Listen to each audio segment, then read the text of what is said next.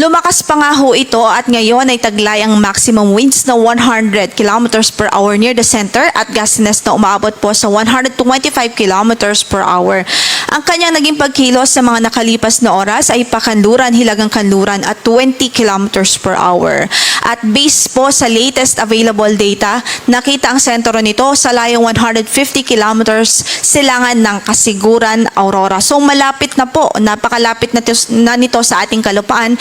Ilang oras na lamang ay lalapit na ang sentro sa ating landmass. At kailangan po natin tandaan na bago pa lumapit o bago pa maglandfall, ay mauuna na pong maranasan ng ating mga kababayan dito sa Northern at Central Luzon ang kalahating parte ng diametro ng bagyo.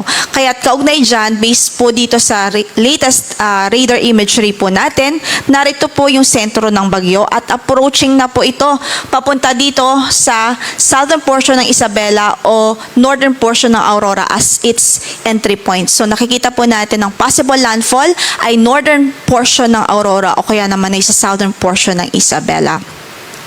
Pero bukod dyan, bukod sa landfall ay ngayon nga po as early as now, nararanasan na at nakaka-apekto na yung kalahating parte ng bagyo, ng diametro ng bagyo. Dito po sa Cagayan, Isabela, Quirino, Aurora, maging sa ilang bahagi ng Quezon Province. At yung mga pag-ulan, ramdam din ho sa malaking bahagi ng Bicol Region.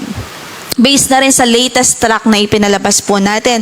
So makikita nga po natin na posible ang landfall nito is ngayong umaga na rin. Today, ngayong umaga hanggang noontime, yung time range ng kanyang landfall at pinapakita din po ng ating mga models na posible po mag-west-northwestward pa rin ang kanyang movement. So tatahakin ito at magtatraverse po ito sa northern Luzon before exiting the landmass. So posible na nasa labas na po siya ng ating kalupaan mamayang hapon o gabi.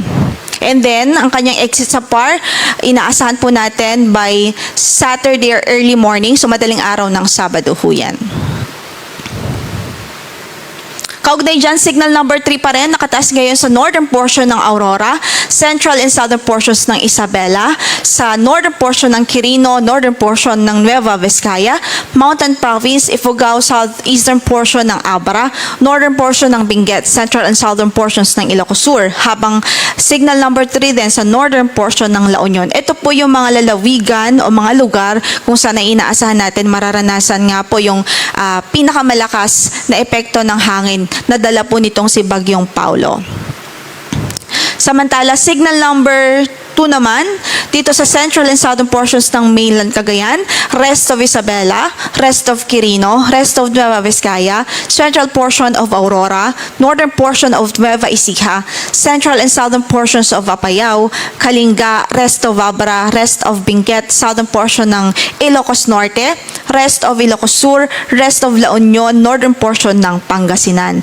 Habang signal number 1 naman sa rest of mainland Cagayan, including Babuyan Islands, rest of Aurora, northern portion of Quezon, kasama ng Polillo Islands, Camarines Norte, northern portion ng Camarines Sur, Catanduanes, rest of Apayao, rest of Ilocos Norte, rest of Pangasinan, rest of Nueva Ecija, northern portion of Bulacan, Tarlac, northeastern portion ng Pampanga, at northern portion ng Zambales. So sa mga areas na to, sa malaking bahagi, halos buong northern Luzon po, at halos buong central Luzon at ilang bahagi ng southern Luzon, nakataas ang ating signal. So sila po yung directly affected ng bagyo.